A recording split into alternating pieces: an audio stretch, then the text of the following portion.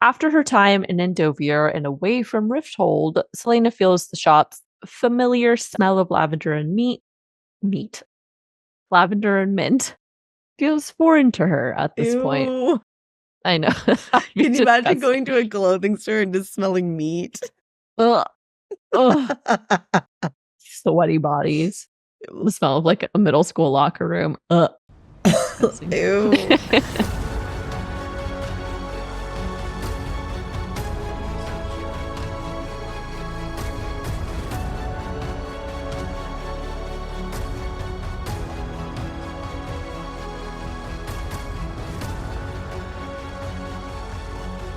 Hi, everyone.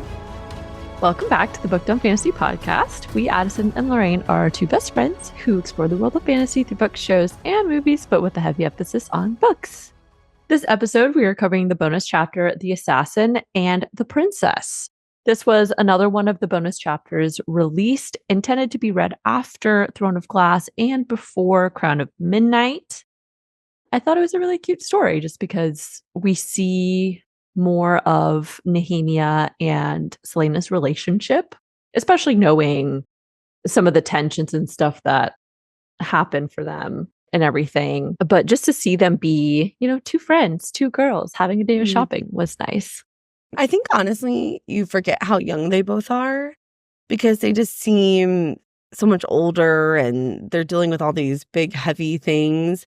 And you forget that they're quite literally teenage girls, Yeah. And so it's nice to see them act their age, but in a good way. Yeah. True. As a quick reminder, this was intended to be read after Throne of Glass and set us up for Crown of Midnight. But we decided that, we're going to place it after Crown of Midnight. So we will have spoilers for both Throne of Glass and Crown of Midnight. If you have not read either of those books, then make sure you pause here, catch up, and then listen after. We cannot stress this enough. You will get major spoilers, especially for Crown of Midnight. So, to be clear, although the timeline is between TOG and COM, we are going to talk about things that happen in COM. I just want to be really explicit about that because I would hate for anyone to get a spoiler that they don't want that ruins their experience. So, again, if you have not finished COM or TOG, go finish those, then come back. Yes. What she said. Furthermore, we would like to remind everyone that this is an adult podcast where we will have explicit conversations. Explicit language or potentially triggering topics may be discussed, so please be mindful of that and adjust accordingly. So, like the other short story, The Assassin and the Captain, we decided to place this story after our final Crown of Midnight episode. So it'll be backdated between the end of Crown of Midnight and before we start The Assassin's Blade. We decided to do this because, again, there are just so many more connections to make because there's references to events that take place in COM that we wouldn't have been able to talk about if we had placed it after Throne of Glass. So, moving into the episode, we will continue with a quick chapter summary with the book report. Then we'll deep dive with an analysis, and then we'll do our favorite moments at the end. Also, if you enjoy the podcast and you'd like to support the show, please follow and subscribe. This way, you'll always be up to date when new episodes drop, and it helps us on the podcast platforms. Without further ado, Addison, please give us the book report. Of course. As with the other bonus scene, and with pretty much all of Tab, because this is a coherent scene or story in and of itself, we're just going to do one long summation. The Assassin and the Princess. It has been 1 month since Celaena was officially named the King's Champion. Nehemia and Celaena decide that after all the craziness that was the final duel, they deserve at least one day to just be two normal girls whose only goal is to spend an obscene amount of money on things they don't need. They wind their way through the streets of Rifthold, stopping at as many sweet shops as possible on the way to their appointment at Cavill's, the most revered clothier in all of Rifthold. As they wait for their appointment to begin, they notice a young girl wearing twin gold bracelets like manacles around her wrists, bracelets that marked her as a slave. The sight makes them both uneasy, and Celaena asks Nehemia if she wants to leave, but Nehemia insists she is fine to stay. Celaena tells Cavill what they are searching for. Cavill and Marta show them an endless parade of colors and fabrics. Nehemia admits that she doesn't really see what's enjoyable about the experience, and Celaena says it's something she's always enjoyed because she views each piece of clothing as a work of art, and they're also pretty as hell. While Nehemia tries on several dresses, Celaena admires a lavender silk gown and reflects on the times Arabin once accompanied her here and whether or not Cavil knows who she really is. Nehemia emerges and she looks stunning.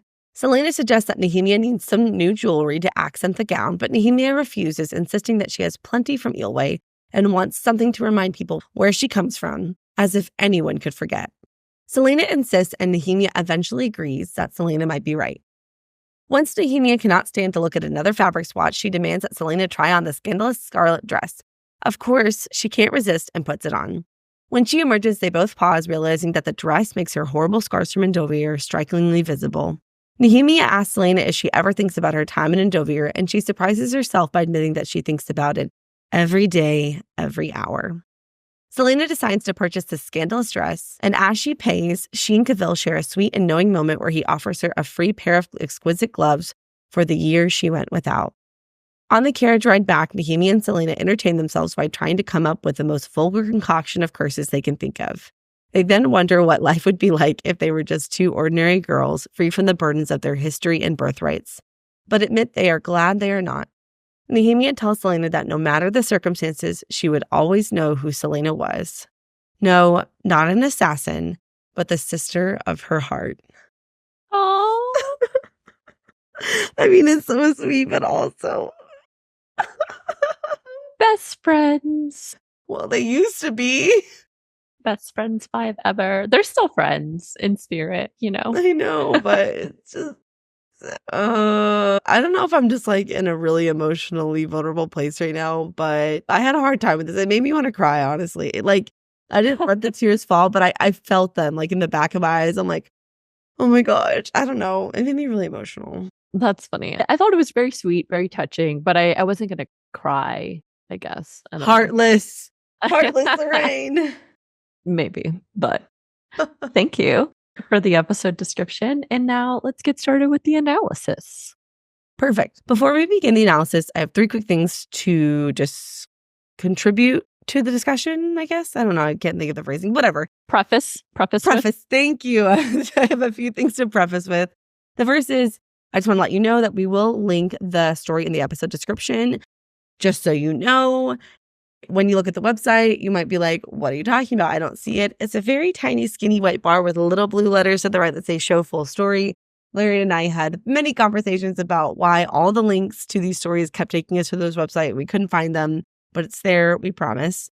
Second, chronologically speaking, as Lorraine said, this does fall in between Throne of Glass and Crown of Midnight, but specifically as it's referenced in the scene, it begins 1 month since she was officially named the King's Champion. So in my mind, the way it goes is you have the end of Throne of Glass. She has a few weeks to recover from her injuries. She goes shopping with Nehemia. She goes on her first mission. She comes back, has the conversation with Chaol, and then we jump right into Calm. So that's how I view the storyline with the bonus scenes woven in. And then lastly, I just have an overarching statement about the short story. I feel I will probably not be alone in this. But at the end of Calm, when we did our overall review and thoughts about the book as a whole, I really honed in on this idea that I was really frustrated by the death of Nehemia because I felt like we didn't have time for their relationship to develop. And Celaena's reaction seems really big and almost like an overreaction given the context of their relationship. Because while we do see them together a lot, you don't get this really deep sense that they're as connected as it plays in Calm. And so I think this is a scene that I desperately needed to read in Calm or before Calm to make Nehemia's death more impactful. Sometimes it felt like Nehemia's character was just there to keep bringing up the fight against the King of Otterlin. Like every conversation they had was, oh, let's take Fleet to the game park. Chaol is cute, so is Dorian. Also, by the way, can you help me free the slaves from Endovier and Calcula? Right. That was every conversation, every single conversation. And this gives a lot more context to the deeper meaning of their friendships. And it helps me justify Celaena's response to her death and makes a lot of her actions much more understandable. Like at the end of Calm, when she goes and she sings the morning song, which is really touching. when why she is so desperate to speak to Nehemia again and opens the portal, why she makes the blood promise at the end. All of that, even with just this little bit of information, really brings it together for me. So I am pleased about that. I wish I would have read this before Com so I could be more emotionally damaged, but that's okay. Yeah, I think had a couple bonus scenes like this, but inserted either at the end of Throne of Glass or before the beginning of Calm, I think it would have made Nehemia's death much more heart-wrenching. Yes, completely. Absolutely. Those are all my prefaces. So now we can actually talk about the story. All right. Well, let's get into it. So we start off the story with Celaena and Nehemia departing for a day of shopping in Rifthold. Despite the cold, they opted to walk rather than take a carriage in order to extend their time with each other. They strolled to the city dressed to the tens and taking extra care to avoid any part of the city that would remind them of Adarlan's brutal conquest of the continent. They also decided that they were not going to discuss anything political to provide themselves with a day of blissful friendship. So obviously, I think that's important just because we know, like we stated just now, that was a huge point of tension for Celaena and Nehemia. Nehemia really was desperate to free her people, and her whole point of being in the castle was to help free them or make some kind of deal with the King of Adarlan to protect her people as much as possible. Celaena, of course, becoming the king's champion and working for him directly poses a problem. And also, Celaena's just generally spent a lot of her time denying her own fate and denying any responsibility in doing something for the slaves and the rest of the people that are suffering under Adarlan's conquest. So that was their reasoning for just being like, you know what, we're just not going to talk about this, which I think even in real life, politics can be a huge point of contention for people. So, yeah, I think we've all been there with someone we really love in our life. And you're like, hey, I want to be with you, but let's not talk about this thing that we always talk about all the time. Yeah. Yeah. Except for Lorraine and I when it comes to books. Specifically, Sarah J. Maas books. There's never a time where I'm like, hey, can we just not? I'm always like, so. No, I always 24/7. I will always talk about the books that we're reading.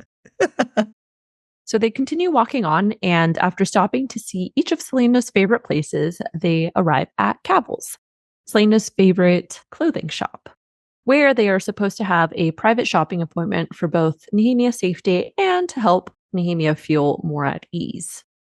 Nehemia is a bit off-put, stating, "It's very fancy." But rather than wait outside for the rest of the patrons to leave, they decide to wait inside. Celaena has a brief thought where she thinks, despite having faced many hardships in her position as King's champion, she still remains nervous of Nehemia when she's ill-tempered. Me too. After reminding Nehemia that she is to be called Lillian Gordana, an heiress in Rifthold, they step inside. We learn Cavill's had been a favorite of Celaena's during her time in Rifthold previously, and she'd been there twice already during her month of employment as the king's champion. There's two things we know about Celaena. She loves to eat and she loves to shop. Yeah, girl. Yeah, you do.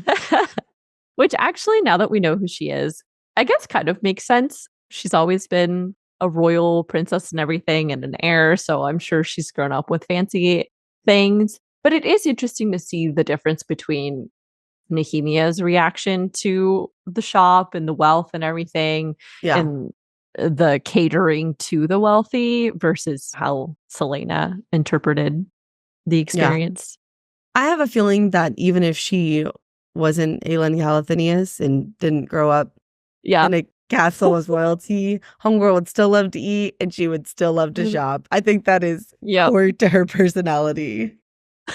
Tasty food and pretty dresses. The way to Celaena's heart. Despite this, after her time in Endovier and away from Rifthold, Celaena feels the shop's familiar smell of lavender and lavender and mint feels foreign to her at this point. I know. Can you imagine going to a clothing store and just smelling meat? Ugh. Ugh. Sweaty bodies. The smell of like a middle school locker room. Ugh. Ew. It's like as Sarah J. Maas always writes, the stench of unwashed bodies. She Oh my always said that. gosh, That's I how she know. always phrases it. It's gross. It's true. Sometimes our body odor, not great. It's not easy on the nose. Not sometimes, all the time. BO is All the never time, good. Yeah. They manage to catch Cavill's attention, who looks a bit surprised, but rushes over to them, and Celaena states, "We're a little early." Cavill responds, "Marta said my 1 o'clock was an important guest, but I had no idea I'd receive such an honor." Celaena has a thought about Nehemia, and she thinks Nehemia always had that angle to her head and a glint in her eye, as if she'd come out of the womb knowing royal blood flowed in her veins, as if she always wore an invisible crown. Nehemia's always had a regal air about her, and Celaena and everyone else seems to pick up on this. I also thought the part about the invisible crown was interesting because I do kind of wonder, is there more to Nehemia other than her just being an Eelway princess? Obviously, we learn by the end of Throne of Glass and then going into Crown of Midnight that she has always had the ability to use word marks, and she was obviously one to open the portals to let Elena in. She herself was in contact with Elena. But I was wondering if maybe there was a little bit of something else to the invisible crown situation. Yeah, I think I just took it as a description of just how Nehemia carries herself. Nehemia, I feel like one of her core characteristics is that she's a very proud person. She's proud of her heritage and where she comes from, and always bears the burden and weight of the responsibility that she was born into. And that carrying herself in that way and her wearing her invisible crown, so to speak, is a reminder of that. Is how I. Did you hear Gus saying it? I've been like petting him to appease him because he's like sitting already. Can you not, please? Oh, okay, perfect. That's how I interpreted it. Okay. Also, he stays burpy. He needs to go drinking soda pop. All that carbonation's not good for his tum-tum. I don't know why he burps so much. I think he just inhales a lot of air. He's a mouth breather. Yeah, he's a mouth breather. Yeah, pretty much. Okay. But to get back on track, Cavill offers that they can wait in his office, and as he kind of shifts to the side, Celaena and Nehemia notice a slave girl whom he had been trying to block from their view. Celaena notes the girl could have been from Fenharrow or Eelway with her tan skin, but it was the twin gold bracelets, manacles, around her wrist that marked her as a slave. Gold chainless manacles that had been welded on and would never come off. I just want to say that I thought that detail about the young girl was very interesting. We've been exposed to characters that are slaves a few times, and none of them have ever had that description. So I thought that was kind of interesting. But of course, a lot of the slaves that we've been exposed to, no, not a lot of them, all of them have either been on the ship before being sold, like in The Assassin and the Pirate Lord, or they've been in Calcutta or in Dovier. So obviously a little bit different than if they're being forced into a slave in a city. But I thought that description was interesting, that they wear the bracelets. And I'm curious to see if any more characters we meet bear those, either as an indication of their past or their current state. So I don't know. I thought that was kind of interesting. Yeah, I felt like it did provide some additional insight into where the slaves come from, just because we know Nehemia's people have been enslaved, but Fenharrow's, another place that has been conquered and enslaved. And then based off of what we learned in the first story of The Assassin's Blade with the Pirate Lord, we know that nobility and people in Rifthold purchased slaves for their own personal use as well. So this seems to be an example of that. But yeah, I did kind of wonder if the manacle specifically had more significance. Yeah. But also, before they start trying on dresses and stuff, I like when they're waiting and they overhear the women in the shop debating about whether it's too scandalous to lower the neckline 1/4 of an inch. I just thought that was really funny. And Meanwhile, Celaena's looking at open back open back. I know. And I know this book is set in a universe where the definition of modesty is very different from the standards of today, but it just seems like a concept that crosses all universes and generations, right? I feel like we've all had conversations about like, is this skirt too short? Is this top too low? You know, like, so I don't know. Yeah. I think it's funny, just fantasy, fiction, real life, women. We've all been there. Yeah. But Nehemia visibly stiffens at the sight of the girl, and Celaena asks if she wants to go somewhere else, but Nehemia refuses. They sit down, and Nehemia observes the store, stating, "Such service, such wealth, too." I thought that was interesting because it almost feels as if, despite being a princess, Nehemia really hasn't been exposed to the luxury of like shopping in this manner. And she also seems to be a little off put by the experience, likely because she's reminded that they are in a shop that caters to the wealthy and powerful people in Rifthold, many of which, including the shop owner, have slaves. And we know Nehemia has been busting her ass through TOG and COM to free people from enslavement. So I would imagine it's probably a conflicting feeling for her to be there. I think so. Celaena goes on to state, "If it makes you feel better," he's turned down positions as the royal tailor several times, and Nehemia responds, "I don't mean to be difficult," in an accent-free, common tongue. We know this was a huge surprise for Celaena in Throne of Glass when she finds her in the library studying word marks, but it seems they are both now in on Nehemia's fake accent as a way to help her spy more effectively. And that spying was also exactly why they are shopping now, so that they can find dresses that Queen Georgina would approve of in an attempt to help Nehemia get closer to the court. Eventually, the rest of the shop patrons leave, and Marta seats them at the silk couches by the dressing rooms. Cavill pours them some tea, and after some discussion about their desired parameters and preferences for the dresses, he leaves, and Nehemia asks, "This is truly what you enjoy doing?" And Celaena responds, "When the mood strikes me, yes. I've always liked pretty things, dresses, jewelry, shoes. I suppose it's easy to dismiss it as frivolous, but a gown like the ones Cavill makes is art. It's art and mathematics and economics." Nehemia lifts a brow in question, and Celaena goes on. She has a whole monologue where she talks about everything she loves about these dresses. She thinks about where the material came from and just the interesting way that it's all crafted together. So I really liked this insight from Celaena because we know Celaena has an appreciation for art. She loves music, she loves to read, and it's cute to see that she has genuine interest in the clothes that she wears, not just because it's pretty and makes her look nice, but also because she views the dress as a piece of art. But most importantly, it's pretty as hell. And she looks good in it. True. Makes a statement. It's bold, gets the eyes on her. But yeah. Nehemia pokes fun at her to say, "I think I'm beginning to understand, though I think you just like to look better than everyone else, my friend. It's why I like you." Eventually, Cavill returns with some dresses, and Nehemia leaves to try them on. Celaena then admires a beautiful lavender dress, and Cavill says she could alter it for her. Celaena catches Cavill's glance at her scarred wrists from her time in Endovier. But she just responds, "I'll think about it," then moves on to look at a red velvet dress. Okay, so before we talk about the red velvet dress, I noticed something, and I wasn't going to say anything, but the more I thought about it, the more it was kind of weird to me. So I wanted to ask what your thought on it is. So as she's looking at the dress, Cavill notices her scars around her wrists. And then she has a thought where she says she'd always wondered if he'd known who and what she really was, and wondered about her relationship with the red-haired man who'd once accompanied her in here, keen to dote on his most talented pupil. This is obviously a reference to Arabin Hamel.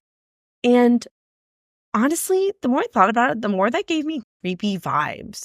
Why is this mid-20s, early 30-year-old man? I don't know the age difference. I don't think that's like super vast, but there's probably... I mean, in my brain, I'm imagining 15-year age difference. I mean, minimum. Celaena was 8 when he found him. And in my brain, I'm thinking Arabin as already being like maybe late 20s. 30s. Yeah, late 20s, 30s by that time. So that makes it a huge a massive gap. And knowing what kind of dresses Celaena likes to wear and stuff, I'm like, it Yeah. just makes it And even just freaking weirder. I don't like it taking at all. her, like this creepy old guy taking a teenage girl dress shopping, and not like in a father-daughter way. It made me feel weird. It made me feel uncomfortable. Yeah, it made me kind of feel like he sexualizes her in a weird way. Not to like overly speculate about information we haven't gotten yet, but it is just really off-putting. I don't like the vibe. Yes. So, Well, and I wonder if, okay, this is sparking a thought just in real time. This is a batshit crazy thought. So if it's not good, just pretend like I never said it. So presuming that our thought is that Arabin is the one that betrayed her. We don't know that, but let's pretend that this is confirmed. This for my hypothetical. And we speculated for several different reasons why Arabin betrayed her. What if he betrayed her because he made an advance on her and she shut him down and he got mad? I was wondering about that.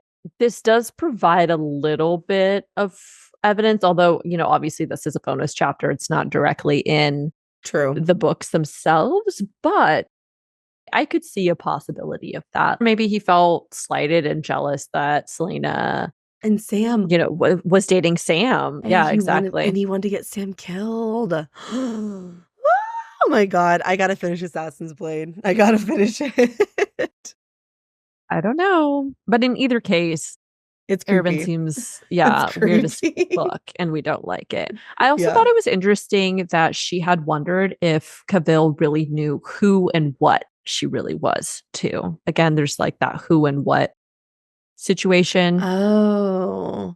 I don't think he'd have any reason to suspect she was Aelin. I just don't get that vibe at all. I don't see how he could. I think, what as in that she's an assassin, that who is the Ireland's greatest assassin, the what is just a blanket term for assassin. But, you're right, though. Yeah, I don't know. But to continue on, Nehemia then emerges from a dressing room in a beautiful blue ball gown that everyone gasps at, though Nehemia seems to be a little unsure about it. Celaena responds, "If you don't buy that, I'll never forgive you," and then goes on to state she should wear it to the next royal ball. Celaena then casts a meaningful glance in the direction of Nehemia's ample bosom and then says, "Don't you dare cover this up with a shawl." Oh my God, I'm so glad you pointed that out, because if not, I was just bursting to say that. Was so funny. I thought it was funny too. She's like, "Show it off, girl." But obviously, I feel pretty sure that this is the dress that Nehemia wears at the ball and calm when she talks to Dorian and draws the word marks on his chest and everything. Mm-hmm. Yeah, I think so too. They agree that she will buy this dress, and then they asked about some jewelry. Cavill states he has some Ilwe jewelry, to which Celaena responds, "I don't think it would match." And then Nehemia responds, "I'd like some part of me to still remind people where I come from." Celaena starts reflecting on the night Nehemia had come into her rooms after learning of the massacre of the 500 Ilwe rebels, how the princess had wept for her people, for their helplessness, for their enslaved world, and it was for that world that Nehemia fought. Why Nehemia would buy these dresses and play the part of the queen's confidant. Nehemia loves her people, obviously, more than anything else. All of her efforts have been to work towards freeing the people. And in a way, it feels like that is exactly the reason why she rejects the Ilwe jewelry, because she knows it would jeopardize her stance with the queen and the court's approval of her, which is sad. I don't like that. It is, but it really shows her dedication to her cause. Yeah. They go on to see a variety of other pieces of jewelry instead. And then later on, it's now 4:00. Celaena continues browsing for dresses while Nehemia shovels cookies into her mouth, which I thought was really funny. Celaena finds the red velvet dress again, noting it left little to the imagination and would surely turn heads. And of course, we know that this is the dress that she wears to her first meeting with Archer in Crown of Midnight.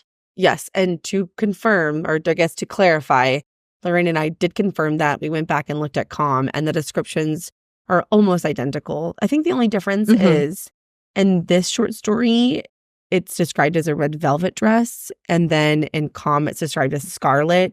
But I feel those words are relatively interchangeable. But specifically with the open back and the midnight black lace and the plunging neckline, and the no petticoats, no corset, the descriptions almost line up perfectly. So we're 99.9999% sure it's the same dress, which is a nice connection. Yes.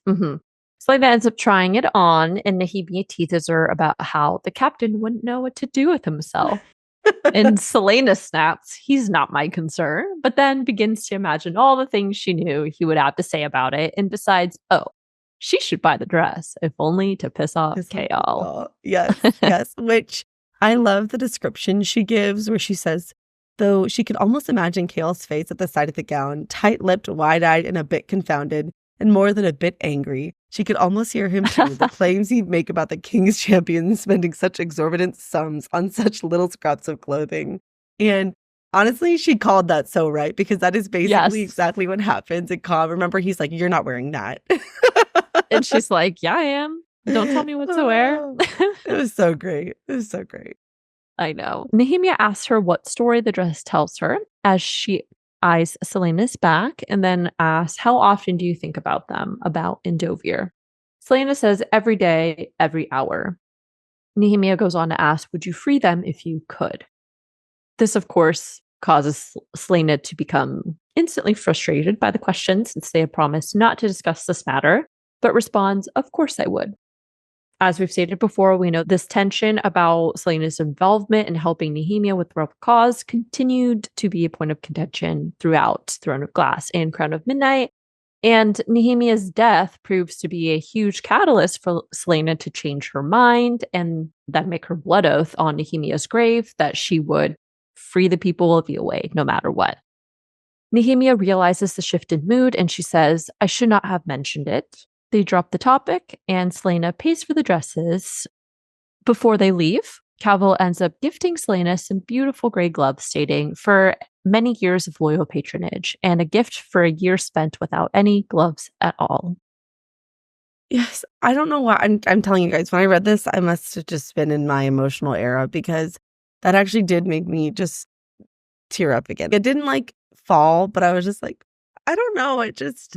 This story does a good job of reminding us of the horrors that Celaena endured. I think we kind of forget sometimes, because when we start the series, we're picking her up from Endovir.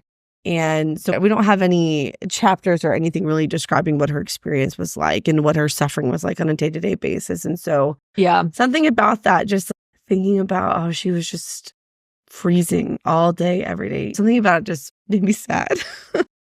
Well, that's also why I wonder if maybe Calvo did know who she was. Well, right? He does, yeah, because that's what she says. Yeah. That all but confirms it, because I think he probably had a suspicion that she was an assassin, and, with Arab and Hamel and everything. And then everyone knows that Celaena Sardothian was sent to Endovir for a year. He can figure out the timeline, and so he does. Yeah. He definitely knows who she is. Okay. Yeah. Celaena nods in understanding, and they leave the shop for the carriage ride back to the castle. On the ride home, they enter Celaena and Nehemia into another discussion, and Celaena asks Nehemia if she wonders what it would be like to be ordinary, and if she wishes she was. Nehemia responds, it is my most selfish wish and daydream to be normal, to be ordinary, and to be free of my burdens. And Celaena says, and yet you and I couldn't even pretend for a single day to be free of those burdens. Nehemia says, I'm sorry to her quietly, and then the conversation devolves into their mutual agreement that they would still prefer each other's company as a friend than be ordinary, even if they wished to have normal lives. Nehemia's final words to her before the chapter ends is this, and for what it's worth, I'd pick you over 1,000 ordinary and extraordinary friends. I think even if we just met on the street, even if I just saw you in passing, I know what you are. And Celaena's like, an assassin? And Mia's like, no, bitch, the sister of my heart. And Celaena says, I think I know too. I know. Oh, that's cute. I can't. Do you see what we had to analyze this post-com and knowing what we know? It just makes it so much more devastating. I know. Oh, I know. Sisters. I know. The sister of her heart. Like, just fuck me up, I'm telling you, I mean, romantic partnerships and books are cute and great and lovely and all, but there's something about friendships, like reading about the friendships between characters, that just gets me in a totally different way. And like I said, I was crying through Crescent City with Bryce, and just, oh my God. Oh my gosh, I know. And then I'm not going to say names because I don't want to spoil anything, but the relationships that Nesta develops in A Court of Silver Flames. I don't want to say their names again in case I don't want to spoil anything, but I'm just like, those are some of my favorite parts of that book. Yeah. They always hit me like way harder for some reason than any of the romantic ones did. So, yeah. But that wraps up the short story, The Assassin and the Princess. And so now we are going to move on to our favorite moments. What were your favorite moments from this short little chapter? I probably have too many considering this was very short, but oh well.